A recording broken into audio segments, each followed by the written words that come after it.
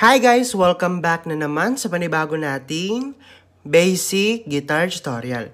So ngayon guys, ang tutugtugin natin ay mashup ng mga kanta ni TJ Monterde. So mashup to guys ng Dating Tayo, Ikaw at Ako, at Palagi. So dito guys, pwede kayong maglagay ng kapo sa first fret or second fret. Same lang naman yun guys ng chords. So ang chords natin, G,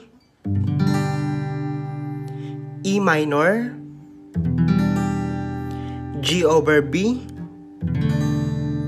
C add 9, A minor, and D chord. So ang strumming pattern natin dito guys ay down, up, up, down, up, up, down.